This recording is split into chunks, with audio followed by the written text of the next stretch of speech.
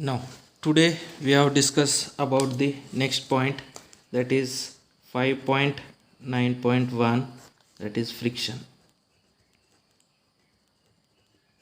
Then you know that what is meant by friction. Friction means a force which is opposite in direction to that of applied force is known as a friction. Okay, the force definition. Okay, definition of friction force: the force which is in opposite direction to that of applied force, means the force which is generated. Okay, the force which is generated opposite in direction to that of applied force, and that generated force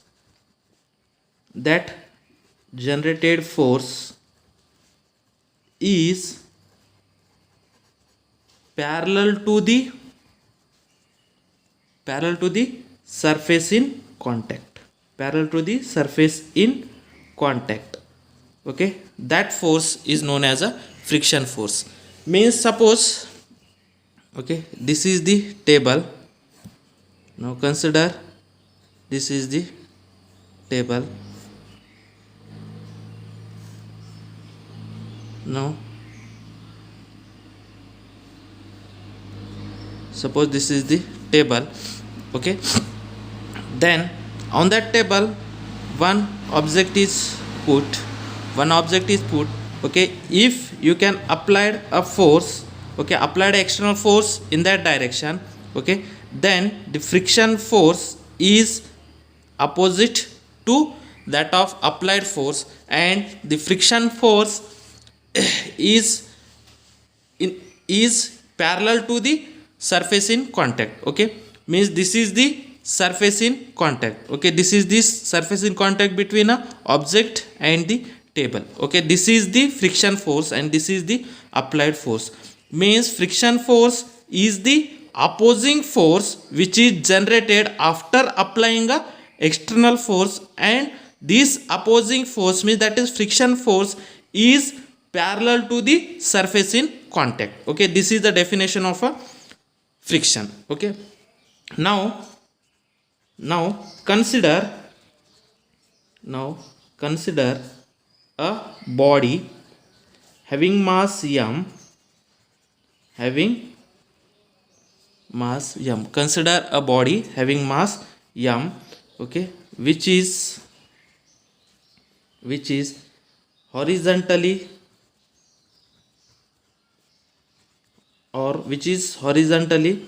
put in a table. Okay, means we have to consider that one of the body which is put in a table. Okay, the body which is put in a table.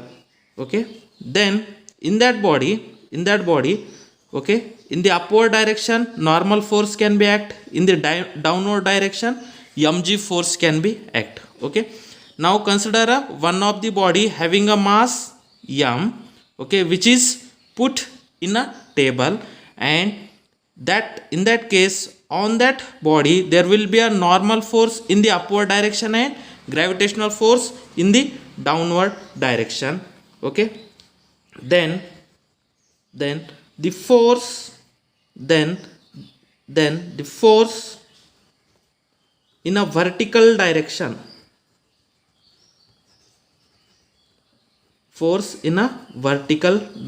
okay, vertical direction means this is the vertical directions. Okay, means upward and downward are the vertical directions. Okay, then the force in a vertical directions are, okay, means in that case in a vertical direction, okay, this n normal reactant force in a upward direction and mg in a downward direction, therefore n minus mg is equal to 0.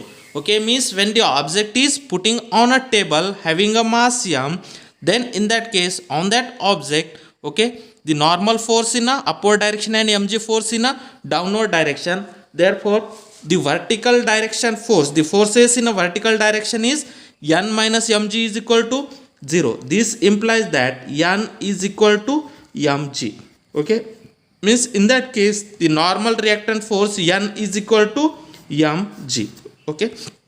Now next now suppose consider that if you can apply a small amount of force, okay, if you can apply a small amount of force, then you have to know that if you applied a small amount of force, then that object can't be moved in a forward direction, okay. If you can apply a small amount of force, the object can't move in a forward direction. Why that object can't move in a forward direction? Because when you applied a small amount of force, then in that case the object can't move in a forward direction, because when you applied a force, some opposing force will be generated. That opposing force is known as a frictional force. Due to that frictional force, this object can't move in a forward direction, okay. Then when we applied small amount of force, okay, when we applied small amount of force on the object, then we know that that object can't move, okay, that object can't move in forward direction.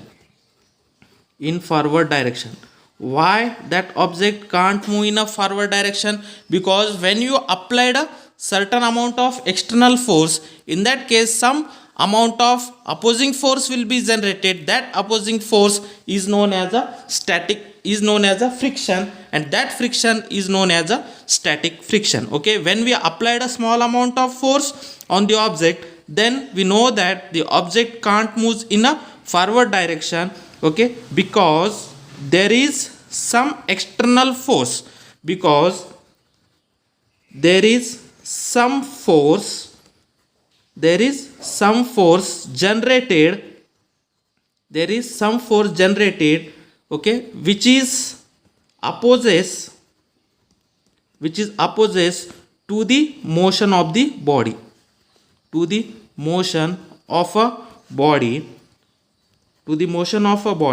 and this force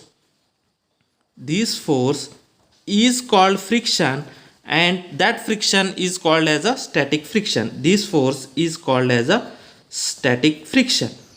Means the friction which is opposes to the motion, and that object remains at a rest, okay. If you have increased the applied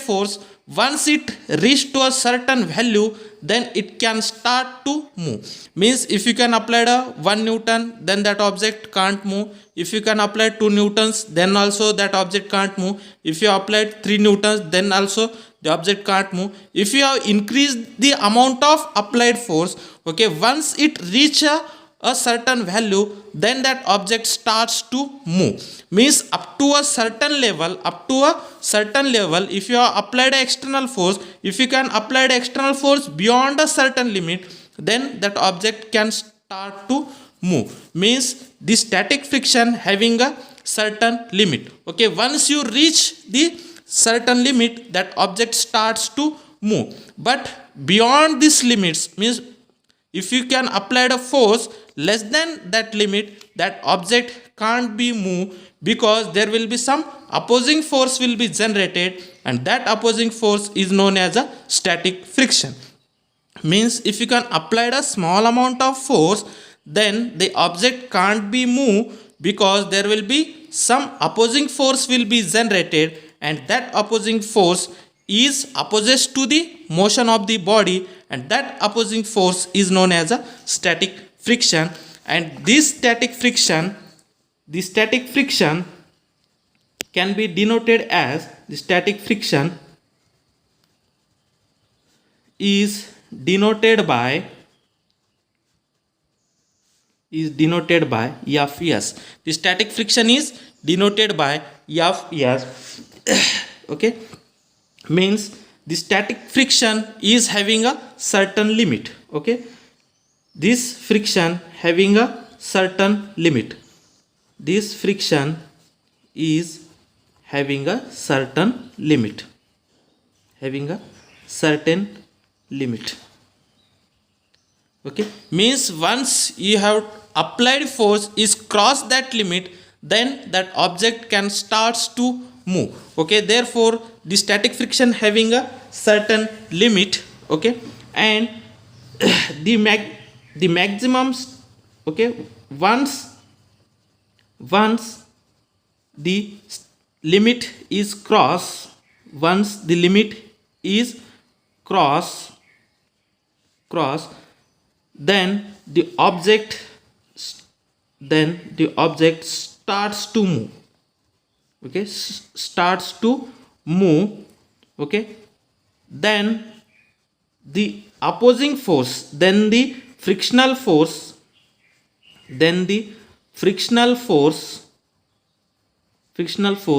is called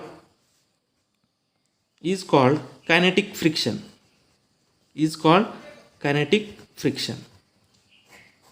Okay, means up to a certain limit, if you applied a force on the object can't be moved. In that case, whatever the friction is present, that is known as a static friction. And if once the limit will be crossed, the object starts to move. In that case, whatever friction is there, that is known as a kinetic friction. Okay, write down a definition. Okay, up to a certain limit, if you have applied a force on an object, there will be some opposing force is generated. This opposing force is known as a static friction. Once the limit will be crossed, then the object starts to move.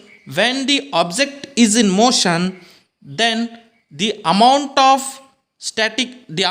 friction is called as a kinetic friction.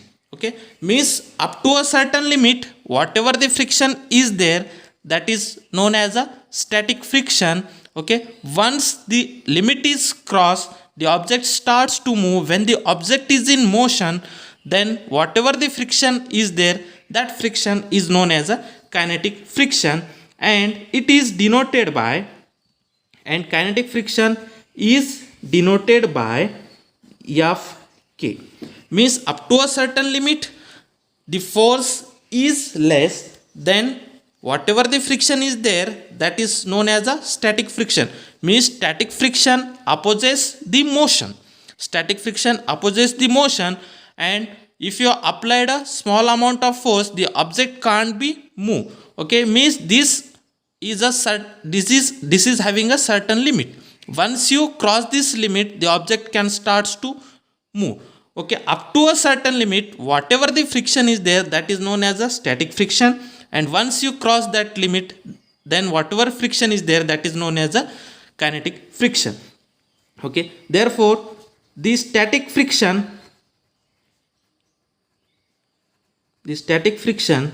is given by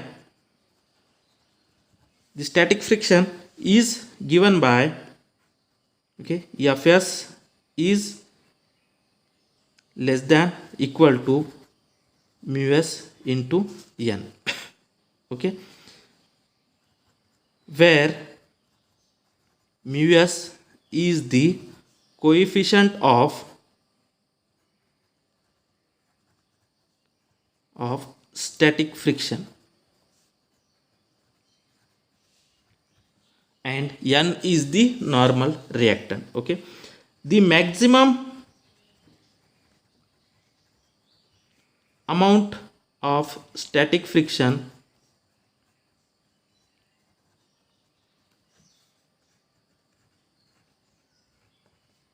is Fs maximum is equal to mu s n. Means once it's reached to a maximum limit, whatever friction is there, that friction is mu s into n. Means if this static friction is less than this, then the object would not be moves. Okay, once it reached to this limit, the object can starts to move. Okay, this is the equation 1. Sorry, this is the equation 2. Already we have given n is equal to mg. This is the equation 1. Therefore this is the maximum amount of static friction is equal to mu s into n. Okay, then once it is reached to a maximum limit, then the object can starts to move. Okay, then once it reach to the maximum amount of static friction,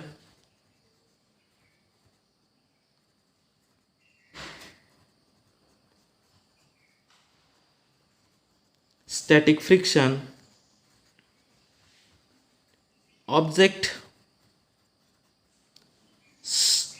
starts to move. Okay, once it reached to a maximum limit, means when you are applied some force, that force reaches to a maximum limit of a static friction, then object starts to move.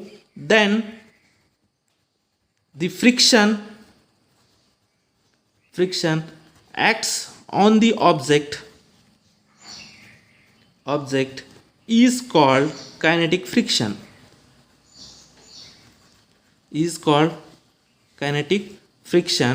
and it is given by and kinetic friction is given by Fk is equal to mu k into n. Fk is equal to mu k into n, where mu k is the coefficient of kinetic friction. Mu k is the coefficient of kinetic friction.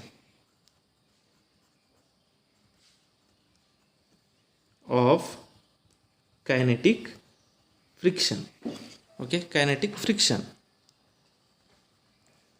means the static friction Fs is less than equal to mu s into n. The maximum amount of static friction is mu s into n, and once it reaches to a maximum amount of static friction, means once the applied force is cross the maximum amount of static friction, then the object can be automatically starts to move. When the object is in motion, whatever the friction is there, that friction is known as a kinetic friction.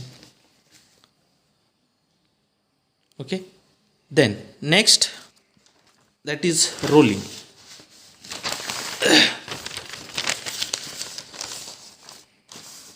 When the object is in a rolling motion, then whatever the friction is there, that friction is known as a rolling friction. Okay, rolling friction.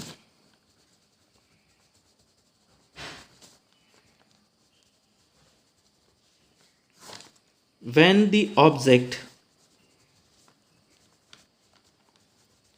object is in rotating motion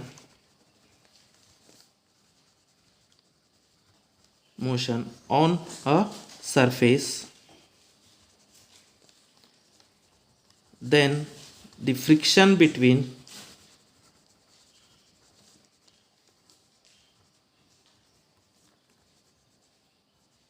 object and the surface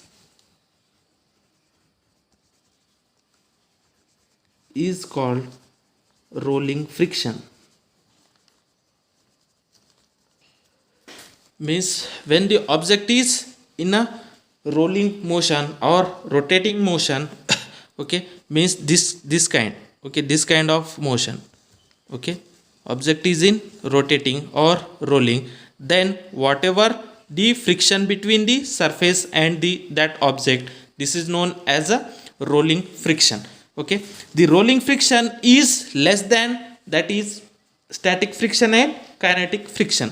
Okay, the amount of rolling friction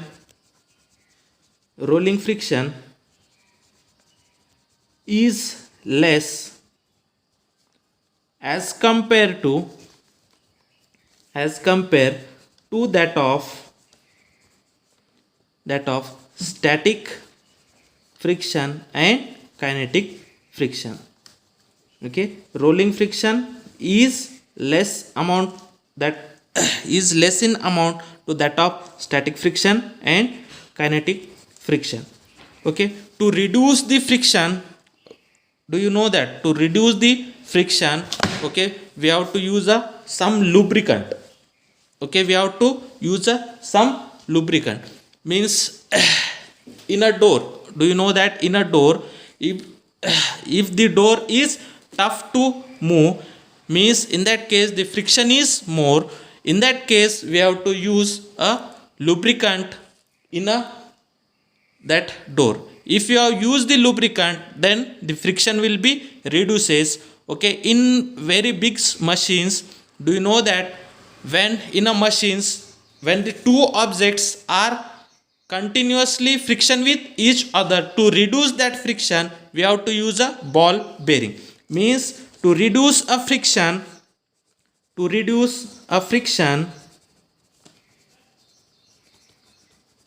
lubricant and ball bearing can be used. Okay, to reduce the friction, okay, in a big machines, to reduce a friction we have to use a ball bearing between two objects, and to reduce a friction sometimes use the lubricant. Okay, means in a door, in a window, okay, in a vehicles brake also we have to use a lubricant. Okay, in a machine, when the two parts are continuously friction with each frictions on each other, in that case in between the two object, okay, we have to use a ball bearing. To reduce the friction we have to use a ball bearing or lubricant. Okay, this is about the frictions. We have stop here.